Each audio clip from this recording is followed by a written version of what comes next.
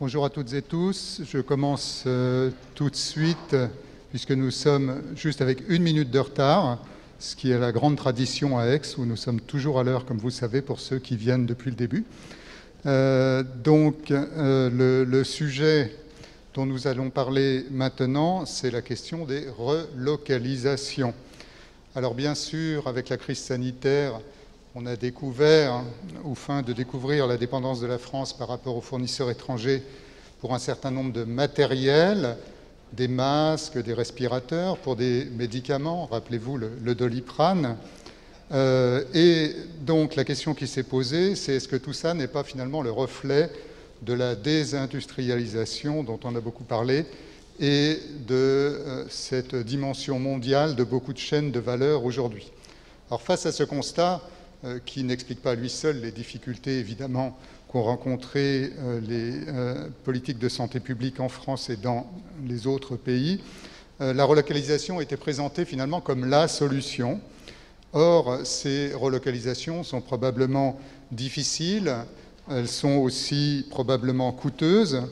Se pose la question de savoir quel est le rôle pour l'État dans tout ça, puisque au fond, on va déplacer le curseur entre l'économie de marché et l'économie administrée vers l'économie administrée.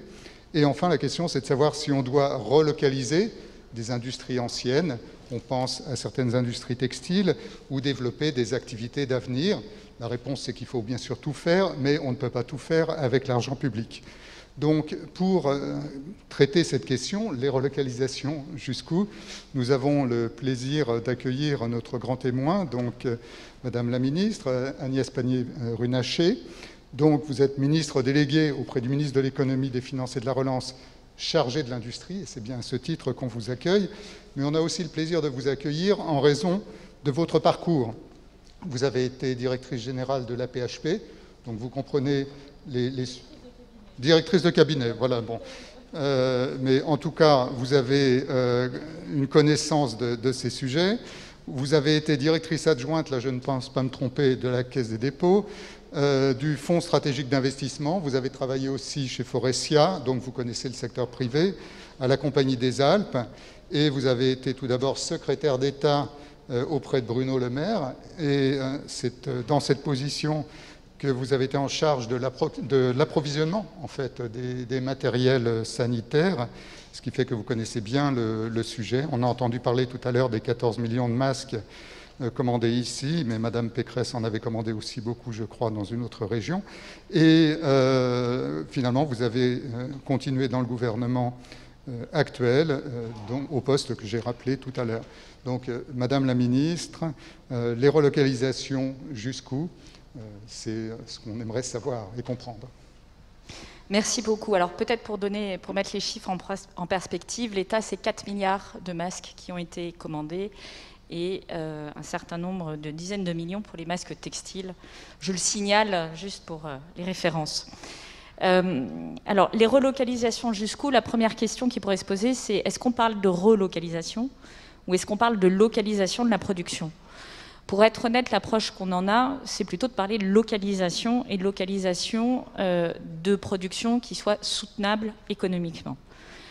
Il n'est pas question dans la démarche que nous avons de fermer l'économie française et de l'administrer. Je crois qu'on a tous appris de nos erreurs et c'est un élément qui est assez clairement pris en compte. Le débat sur les localisations, relocalisations des productions, il n'est pas nouveau.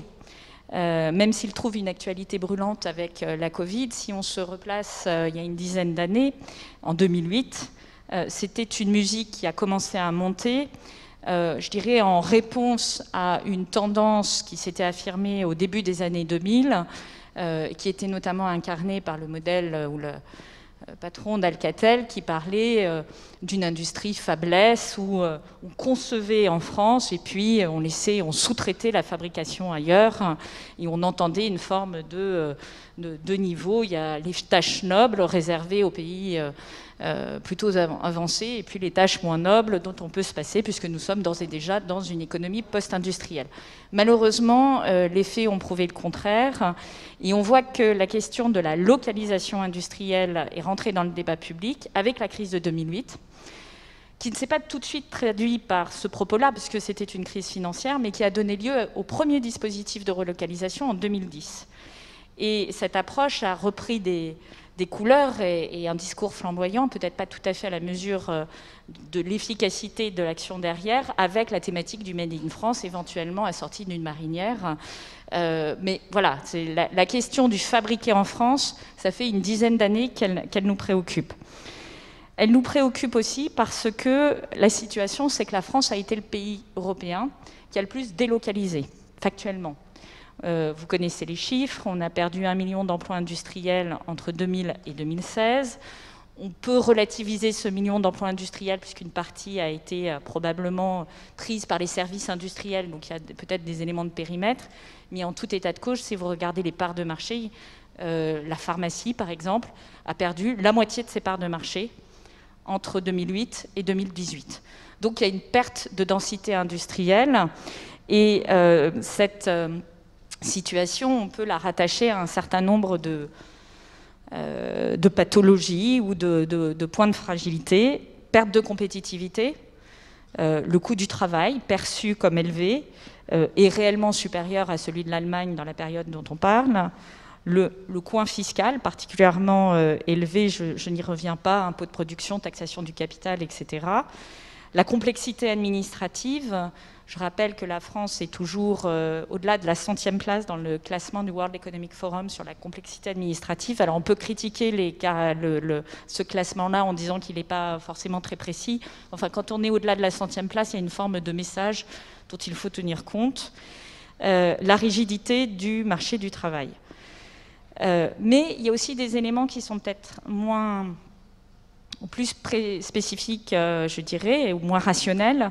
C'est l'organisation de notre tissu productif. Le fait que la France ait beaucoup de grands groupes qui aient la capacité à organiser internationalement ces chaînes de production, qui aient la capacité à tirer les sous-traitants. Et moi, j'ai été sous-traitante de l'automobile. Et donc, lorsque vous êtes en juste à temps à livrer en dehors de France, en tout état de cause, il est très difficile de convaincre son client que vous allez fabriquer depuis la France. C'est possible, c'est une prouesse techno, mais c'est possible, mais ce n'est pas du tout ce qui donnera du confort à votre sous-traitant.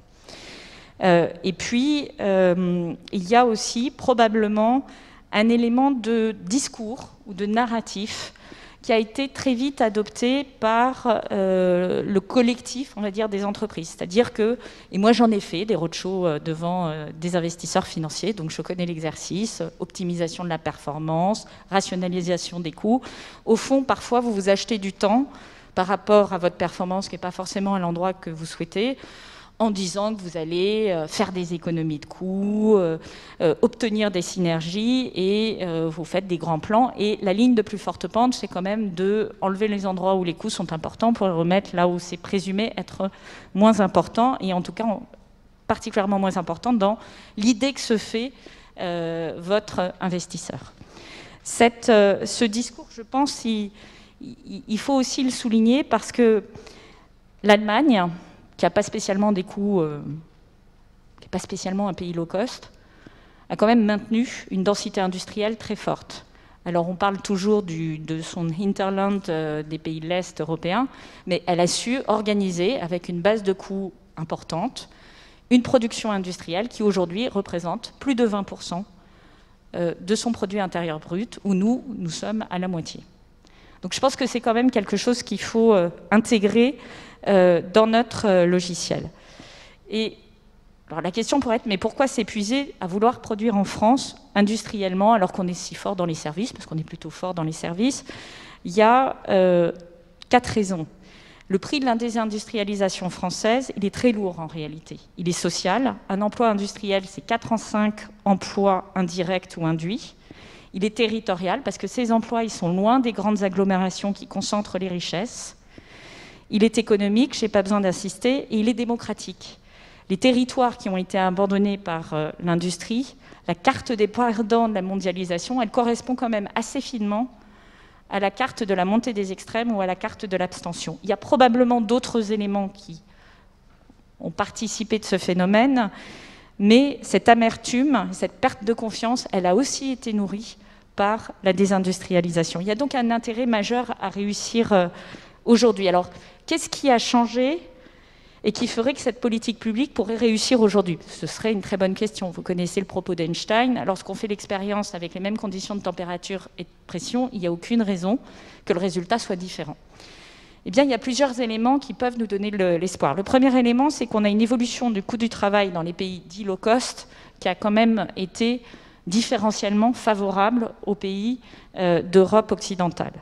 C'est-à-dire que le coût dans les pays low cost a beaucoup augmenté en matière de coût du travail, et notamment la Chine, qui est souvent le comparable, qui est d'ailleurs pas un pays low cost désormais, a vu son coût du travail augmenter. Il reste évidemment beaucoup plus bas que celui de la France, mais c'est un élément à prendre en compte. La technologie ouvre des perspectives. Tout ce qu'il est convenu d'appeler industrie du futur, usine 4.0, vous avez des gains de prix de revient, en particulier dans des plateformes occidentales, de l'ordre de 30% lorsque vous digitalisez de A à Z votre production. Et en plus, ça a des avantages complémentaires. Ça permet de faire des petites séries à coût réduit, ce qui va à l'encontre de l'idée d'avoir des méga factories qui concentrent la production. Ça permet de personnaliser les productions pour votre client. Et donc, ça vous donne une agilité par rapport à une demande de personnalisation des clients, et y compris dans le monde B2B, qui est de plus en plus marquée. Et ça peut pousser à se rapprocher des grands marchés, donc produire en France pour avoir accès au marché français et pour avoir accès au marché européen. Et puis, la Covid a montré que les chaînes logistiques, qui ont toujours exceptionnellement bien marché, en fait, pouvaient s'arrêter. Et ça, c'est quand même une prise de conscience assez aiguë, et ça a commencé, je vous rappelle, fin janvier, c'est-à-dire quand la Chine commence à envoyer des signaux perturbants, et nous, dès mi-février, avec Bruno Le Maire, on réunissait l'ensemble des filières industrielles pour faire le point sur la situation de l'industrie, dès mi-février. Il n'était pas encore question d'avoir des difficultés de circulation du virus en France à ce moment-là, ou en tout cas c'était quelque chose qui paraissait lointain. Et ça pose la question de l'assurance qu'on peut avoir sur ces chaînes de production. Les coûts cachés sont enfin assumés, parce qu'en fait produire très loin, à l'autre bout du monde, c'est des sujets de perte de propriété intellectuelle, c'est des sujets de contrefaçon, c'est des malentendus à distance. Quand on a été comme moi dans l'industrie automobile, on avait un terme pour qualifier ça, c'était la pastèque. C'est-à-dire ça partait vert du pays de livraison, ça arrivait rouge quand vous ouvriez la boîte et que vous apercevez que le bien fourni, en l'occurrence de l'outillage ou des machines, ne répondait pas aux spécifications que vous aviez proposées. Et comme c'est 6 semaines une livraison en bateau, vous imaginez le type de situation dans laquelle on se retrouvait collectivement en équipe, puisque c'était soit des coûts supplémentaires pour renvoyer en avion, soit trouver des Européens pour traiter le problème. Et évidemment, on payait l'addition très très fort. C'était la façon de payer ces coûts cachés de la délocalisation. Les coûts de coordination, la perte de savoir-faire et les effets d'écosystème. Autre élément qu'a montré l'Allemagne, lorsque vous concentrez toute une chaîne de production sur une géographie, vous avez des effets de synergie, de compétences, d'innovation qui donnent des points de compétitivité qui ne sont pas captables lorsqu'on fait un compte de résultats prévisionnel basiquement. Et en fait, on les voit a posteriori dans des boucles de développement plus rapide, dans de la résolution de problèmes plus rapide, autant d'éléments qui font qu'on constate après coup que le niveau de rentabilité des entreprises en question, de profitabilité, est meilleur. Et on ne sait pas l'expliquer simplement par des facteurs de production. Donc, ça nous amène à se dire qu'il y a un besoin d'un changement de culture au niveau de la France. D'abord, reconnaître qu'on a une industrie, dire qu'on en est fier, vouloir la développer, et faire en sorte qu'à tous les niveaux des acteurs économiques, ce soit une préoccupation. C'est une préoccupation pour le consommateur. Est-ce que le consommateur aujourd'hui est prêt à payer un peu plus pour du fabriqué en France, avec l'idée qu'il paiera un modèle social, un modèle environnemental meilleur, voire qu'il paiera une qualité meilleure, et donc c'est aussi l'enjeu de la qualité. Le deuxième élément, c'est une idée d'organisation dans la filière, c'est-à-dire que l'État peut être très proactif sur le fabriqué en France, mais si dans la filière le donneur d'ordre ne croit pas aux bénéfices d'avoir son sous-traitant sur la plaque française, mais souhaite être dans une approche d'achat qui est au moins 10 ans, en tout état de cause, on ne sera pas en faculté de relocaliser ou de localiser en France. Donc c'est ça, c'est ces éléments-là qui nourrissent aujourd'hui notre politique, ce constat. Ce constat, c'est redonner de la compétitivité à la France. Baisse des impôts de production, facilitation, enfin flexibilisation mesurée, mais quand même des ordonnances travail et donc du Code du travail.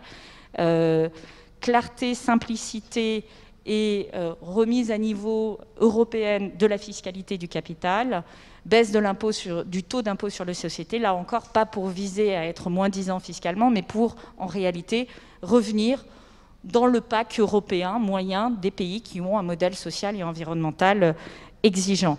Le deuxième élément, c'est travailler l'attractivité sur tous les points, montrer aux investisseurs qu'on est prêt à les accueillir, qu'ils sont les bienvenus. Ces deux éléments-là, avant même la crise du Covid, font que la France est le premier pays d'accueil de projets industriels des investisseurs étrangers devant l'Allemagne, devant la Turquie, avec 2 fois plus de projets en 2019. Donc la dimension culturelle, la dimension de narratif est certainement pas à négliger. Et puis, troisième point, c'est les éléments du plan de relance. Et vous voyez que ça vient tard, en fait, dans mon propos, et c'est bien volontaire. Ça vient tard parce que l'objectif n'est pas de dire qu'avec le plan de relance, nous allons avoir 4 dispositifs qui vont changer notre manière de produire. L'objectif est de dire que nous avons des outils, mais que ces outils viennent compléter toute une politique qui a été menée pour remettre de la production en France, réinternaliser des sous-traitants qui ne sont pas très loin, se donner de l'agilité pour mieux répondre aux clients. Donc ce plan de relance, il a 4 outils. Un premier outil qui est de nous permettre de produire mieux, c'est l'accompagnement de la modernisation des équipements dans les usines. C'est l'usine du futur ou l'usine 4.0 que nous allons subventionner en partie pour faire franchir aux entreprises ce cap. C'est, deuxième élément, des dispositifs effectivement d'accompagnement à la localisation, mais une localisation qui est à des prix, à des coûts soutenables. Donc on peut donner un petit poussé au début en termes d'investissement, mais en tout état de cause, on ne le fera pas sur des projets qui ne seraient pas compétitifs.